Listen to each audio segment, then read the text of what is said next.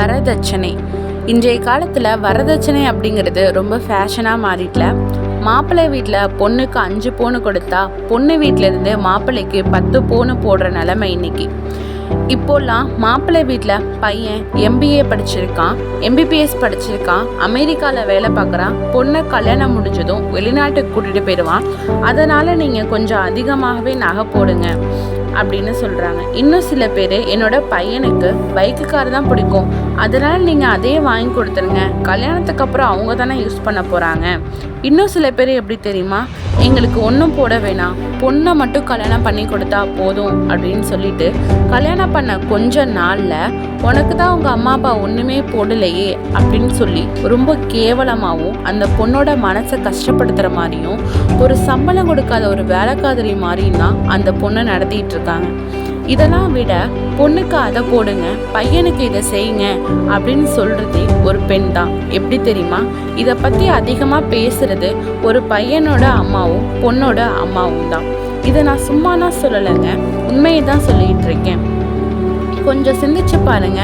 இந்த வரதட்சணை அப்படிங்கிறத ஒரு பையனோட அம்மாவும் ஒரு பொண்ணோட அம்மாவும் நம்மளை எப்படி நம்மளோட அம்மா அப்பா வரதட்சணை போட்டு கஷ்டப்பட்டு கல்யாணம் பண்ணி கொடுத்துருப்பாங்க அப்படிங்கிறத கொஞ்சம் நினச்சி பார்த்துருந்தாங்கன்னா இன்னைக்கு வரதட்சணையை பற்றி பேசியிருக்கவும் மாட்டாங்க, கேட்டிருக்கவும் மாட்டாங்க.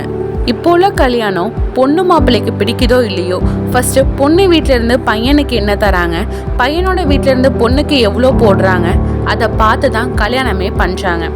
அப்போல்லாம் பையனோட வீட்டில் தான் வரதட்சணை கேட்டுட்டு இருந்தாங்க, இப்போ பொண்ணோட வீட்லேயும் வரதட்சணை கேட்க ஆரம்பிச்சிட்டாங்க. எப்படின்னு தானே யோசிக்கிறீங்க?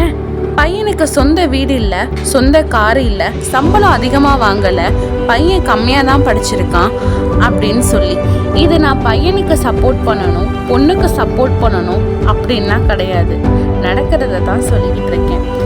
வரதட்சணையால் கொலைகள் நடந்துக்கிட்டு தான் இருக்கு. உதாரணமாக 2022 மட்டுமே 13,479 வழக்கு பதிவுகள் மற்றும் 6,450 வரதட்சணை மரணங்கள் பதிவு செய்யப்பட்டுள்ளது. வரதட்சணை எப்படிலாம் கேட்குறாங்க தெரியுமா? நான் என்னோட ஃபர்ஸ்ட் பையனை கல்யாணம் பண்ணப்போ பொண்ணு வீட்டிலேருந்து 20 பவுன் போட்டாங்க. இப்போ என்னோட 2வது பையனை கல்யாணம் பண்ணுறேன், உங்களுக்கு விருப்பமானதை போடுங்க அப்படின்னு சொல்றது பிச்சை கேட்கறதுக்கு சமம் தாங்க. வரதட்சணையும் பிச்சையும் ஒன்றுதான், பிச்சைக்காரனும் வரதட்சணை கேட்பவர்களும் ஒன்றுதான். பெற்றோர்கள் தங்களுடைய பெண் பிள்ளைகளை திருமணம் என்னும் பெயர்ல வித்துற நிலைமை இன்னைக்கு.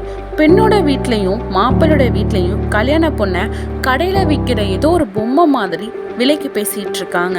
வரதட்சணை கேட்கறது என்னமோ ஈஸி தான், ஆனால் அந்த வரதட்சணையை கொடுக்குறவங்களுக்கு தான் தெரியும் அந்த வலியும் மனக்கவலையும் கண்ணீரையும் பற்றி.